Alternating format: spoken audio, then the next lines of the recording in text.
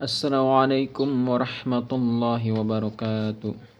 Alhamdulillahi rabbil alamin. Nahmaduhu wa nasta'inuhu wa nastaghfiruhu wa na'udzu billahi min sururi anfusina wa min sayyiati a'malina. Man yahdihillahu fala mudilla lahu wa man yudlil fala hadiya lahu.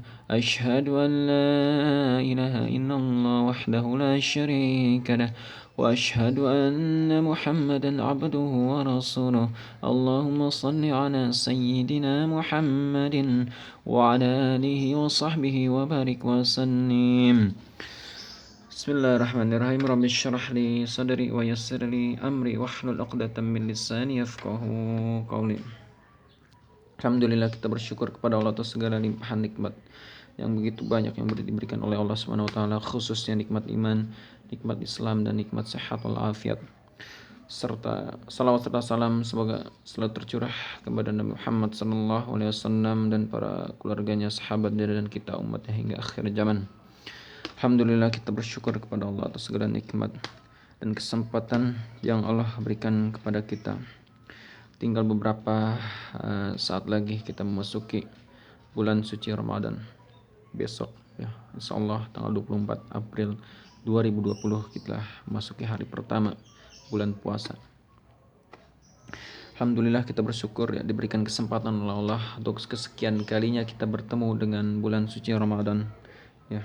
Di mana di bulan suci Ramadan ini pahala dilipat gandakan ya. Amalan yang wajib itu dilipat gandakan sampai berkali-kali lipat, dan juga amalan sunnah yang pahalanya itu setara dengan amalan wajib. Tapi harus kita sadari bahwa pada bulan suci Ramadan tahun ini itu ada yang berbeda ya dengan bulan-bulan suci Ramadan tahun-tahun sebelumnya, yaitu pada bulan suci Ramadan pada tahun ini kita berada pada suatu wabah, yaitu yang dinamakan dengan virus corona ya. Kita masih berada dalam suatu virus yang namanya virus corona ya, dimana bulan puasa ini sangat jauh berbeda dengan bulan puasa tahun-tahun sebelumnya, yang dimana bulan puasa sebelumnya tadi meriahkan dengan berbagai macam cara tarawih, ada kuliah subuh, ada berbagai macam kemeriahan di bulan Ramadan. Tapi pada bulan ataupun tahun ini kita tidak mendapatkan itu semua, karena memang ada aturan-aturan dari pemerintah yang mengharuskan tidak adanya keramaian-keramaian seperti salat tarawih, adanya majelis-majelis ilmu dan lain-lain sebagainya. Tapi di samping kejadian ini, yang bisa kita ambil adalah hikmah daripada kejadian ini. Pasti Allah memberikan banyak hikmah ataupun banyak pelajaran dari hal ini, dan itulah yang bisa kita petik dari pelajaran ini. Kita ambil pelajaran untuk kita bisa memperbaiki diri ke depannya. Jadi dalam sehari-hari kita banyak melakukan kegiatan ibadah ya, kita banyak melakukan ibadah ya. Misalkan saja ibadah-ibadah yang kita lakukan dalam sehari-hari seperti salat, baca Al-Qur'an ya, zikir dan lain-lain, itu kita lakukan dalam sehari-hari, itu menjadi rutinitas kita, terutama salat. Ya, salat itu menjadi rutinitas kita, ibadah harian yang tidak pernah kita tinggalkan, bahkan kita jadwalkan. Ini salat subuh, salat zuhur, salat asar, maghrib, isya, bahkan ada salat-salat sunnah, bahkan kita jadwalkan ada waktu-waktu membaca Al-Quran, menuntut ilmu ya, zikir dan lain-lain. Apalagi menjelang memasuki bulan suci Ramadan, kita dianjurkan memperbanyak amal soleh, memperbanyak salat, memperbanyak zikir, baca Al-Quran dan amal soleh lain, baik itu amal soleh yang berhubungan dengan langsung dengan Allah ataupun amal soleh yang berkaitan dengan sosial, dengan sesama manusia. Tetapi seringkali kita lupa ya akan satu ibadah, yang mana ibadah ini sangat penting, itu kan sangat dahsyat bagi kita semua, dampaknya terasa oleh hati pertama, yaitu suatu ibadah yang dinamakan dengan muhasabah diri atau introspeksi diri menghisab diri sendiri, ya. Jadi selain kita luangkan waktu, kita sisihkan waktu untuk berzikir, salat, baca Al-Quran, bahkan menuntut ilmu, tapi jangan lupa juga kita berikan jadwal diri kita untuk ada muhasabah diri dalam sehari kita. Paling tidak ada waktu 10-15 menit kita lakukan muhasabah, bahkan lebih lama dari itu 15-30 menit kita melakukan muhasabah diri, introspeksi diri, ya. Jadi fungsi atau kegunaan daripada muhasabah ini tentu banyak, ya. Tentu yang pertama, misalkan hati menjadi lebih bercahaya, ya. Diberikan petunjuk oleh Allah, selalu hatinya diterangi oleh cahaya iman, ya, dan terkontrol daripada dosa dan maksiat. Dan pertanyaannya, apa sajakah hal-hal yang harus kita muhasabahi dari dalam diri kita? Itu paling tidak yang pertama adalah masalah niat kita dalam hal ibadah, apakah kita benar-benar karena Allah ataupun belum karena Allah. Kita muhasabahi diri itu. Yang kedua, misalkan kesempurnaan kita dalam ibadah, apakah ibadah kita sudah sempurna atau belum, ya. Ibadah kita masih banyak kekurangan atau belum, kita muhasabahi diri, ya. Ataupun misalkan dosa badan kita, mulai dari ujung kepala sampai ujung kaki, dosa apa saja yang sudah dilakukan oleh tubuh ini. Lalu misalkan dosa kepada sesama, dosa kepada kedua orang tua, dosa kepada keluarga, suami, istri, anak, dosa kepada sesama teman, sahabat, gitu kan, dan lain-lain. Dan dosa, misalkan dosa profesi kita, misalkan kita seorang guru, dosa kepada murid, misalkan kita seorang pekerja, dosa kepada pembeli, dan lain sebagainya. Dosa kita sebagai anak, dosa kita sebagai orang tua, dosa kita sebagai masyarakat, dan lain sebagainya. Banyak yang harus kita muhasabahi dari diri kita. Dan yang paling yang setelah kita melakukan muhasabah itu adalah tujuannya adalah kita mengistighfari segala hal-hal yang sudah kita muhasabahi tersebut. Kita istighfari, kita mohon ampun kepada Allah, seraya memohon pertolongan kepada Allah agar berikan hidayah kepada kita untuk bisa mengubah kepada keadaan yang lebih baik. Dan muhasabah ini baiknya dan dianjurkan dilakukan setiap hari. Kita luangkan waktu, kita sisihkan waktu kita untuk muhasabah diri, ya, selayaknya kita melakukan ibadah yang lain.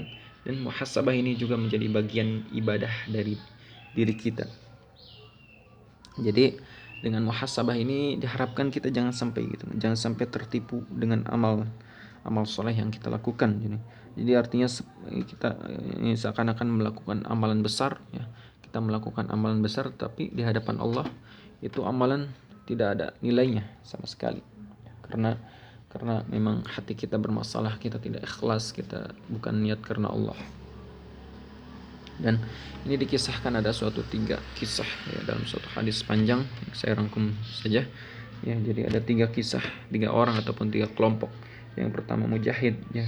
Yang kedua adalah ahli agama, misalkan orang-orang yang mengajarkan ilmu agama, orang yang belajar ilmu agama. Dan yang ketiga adalah ahli sedekah, ya. Dikisahkan misal pada hari kiamat datanglah kelompok orang yang pertama, gitu kan. Yang pertama itu adalah seorang mujahid ketika datang kepada Allah, ya, lalu disidang oleh Allah. Mujahid, kau waktu di dunia terbunuh. Apa yang kau cari waktu kau terbunuh itu, waktu kau berperang di jalanku? Lalu mujahid tersebut menjawab, ya Allah, saya berperang di jalanmu karenamu, ya Allah, karena ingin mencari keridhaanmu. Lalu Allah menjawab, dusta, kau lakukan itu bukan karena aku, tapi kau lakukan itu karena kau ingin dianggap pahlawan, karena kau ingin mencari pujian orang, ingin dianggap orang baik dan lain sebagainya.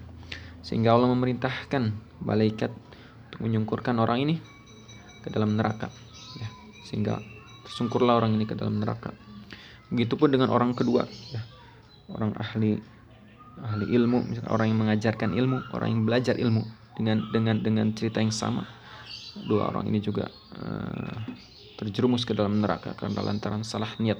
Juga orang yang ketiga itu ahli sedekah, sama juga dengan orang pertama dan orang ketiga.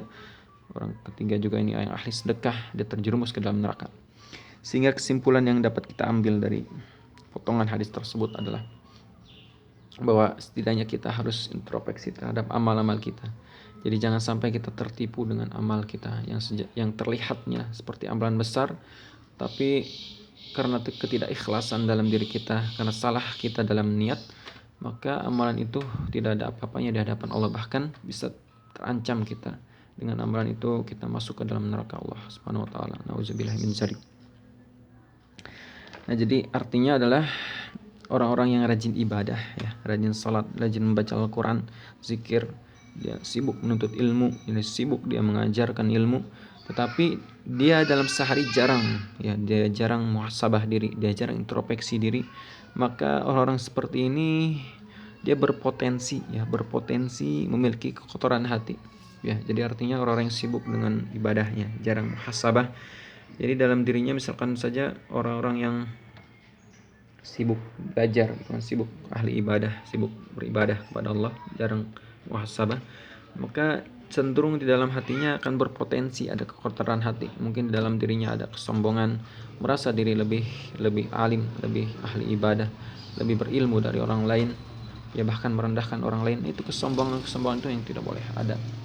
Nah, dengan muhasabah diri ya, kita muhasabah introspeksi, apakah ibadah yang selama kita ini lakukan terdapat kesombongan dalam diri kita, apakah sudah benar atau belum, apakah kita masih terdapat penyakit iri hati, dengki di dalam diri kita, apakah di dalam diri kita ada merasa lebih soleh dari orang, merasa lebih baik dari orang, bahkan merendahkan orang. Nah itu jikalau masih ada dalam diri kita, maka kita istighfari, kita mohon ampun kepada Allah, seraya memohon pertolongan kepada Allah agar berikan petunjuk cahaya iman kepada kita, agar kita bisa merubah ke arah yang lebih baik. Jadi seperti itu ya, itu manfaat daripada muhasabah diri ya. Jadi artinya dalam hal ibadah ya, kita dituntut oleh Allah Subhanahu wa taala untuk selalu ikhlas. Jadi mengikhlaskan segala amal ibadah kita karena Allah ya, apapun ibadah itu, sekecil apapun ibadah itu ya, walaupun kita menghindari batu di jalan, menghindari duri di jalan, walaupun itu amalan kecil tapi dilandasi dengan keikhlasan karena Allah, maka amal itu akan bernilai besar di hadapan Allah. Berbeda dengan orang-orang yang memiliki amalan besar tapi dia tidak ikhlas, dia mencari pujian orang, dia ingin dipuji oleh orang, dia ingin mencari keutamaan dunia, maka sekalipun amalan itu besar ya, dia tidak akan dinilai oleh Allah Subhanahu wa taala. Bahkan amalan itu seperti debu yang berterbangan, sekalipun dia ahli tahajud ya, tetapi di dalam hatinya ya tersimpan kesombongan, simpan ketakaburan, merasa diri lebih soleh, lebih pandai dari orang, bahkan merendahkan orang, maka sejatinya amalan itu tidak membawa kebaikan buat dirinya, bahkan tidak dinilai di hadapan Allah. Maka disinilah pentingnya keikhlasan diri. Nah, kita tahu sejauh mana kita ikhlas atau tidak. Kita tahu sejauh mana kita ikhlas atau tidak itu dari muhasabah ini ya. Mana mungkin kita tahu kita ikhlas atau tidak, sejauh mana kita berdosa, sejauh mana dosa kita, kalau kita tidak bisa memuhasabah diri. Maka disitulah pentingnya muhasabah diri ya. Kita setiap hari muhasabah ya. Dan kapankah waktu yang tepat untuk muhasabah ini? Tentu waktu yang paling tepat adalah selepas salat tahajud, di sepertiga malam akhir kita, setelah kita tunaikan salat malam, salat tahajud, lalu kita tutup dengan salat witir, lalu kita setelah itu muhasabah diri, introspeksi diri, lalu kita istighfar, mohon ampun kepada Allah jikalau memang di dalam hati kita masih terdapat kekotoran hati, masih salah niat kita, salah tujuan kita bukan karena Allah tetapi karena hal yang lain, maka kita mohon ampun kepada Allah Subhanahu wa taala, istighfari, dan seraya memohon pertolongan kepada Allah agar Allah mengubah keadaan kita menjadi keadaan lebih baik, berikan cahaya kepada hati kita. Itulah sedikit saya jabarkan masalah tentang pentingnya kita muhasabah diri setiap hari. Yang mudah-mudahan kita adalah tergolong orang-orang yang istiqomah dalam muhasabah diri, sehingga kita bukan cuma sekedar memperbanyak amalan-amalan soleh kita, memperbanyak salat, zikir, salat Quran, kita juga diimbangi dengan kita rajin memuhasabah diri, sehingga amalan-amalan soleh yang kita lakukan itu tidak sia-sia di hadapan Allah dan dinilai menjadi suatu amalan ibadah yang nantinya menjadi bekal kita untuk menghadap Allah Subhanahu wa taala. Mungkin itu saja yang bisa saya sampaikan, mudah-mudahan bisa bermanfaat untuk diri saya khususnya dan untuk semua orang yang mendengarkan. Cukup sekian yang bisa saya sampaikan. Subhanakallahumma wa bihamdika asyhadu an la ilaha illa anta astaghfiruka wa atubu ilaik. Assalamualaikum warahmatullahi wabarakatuh.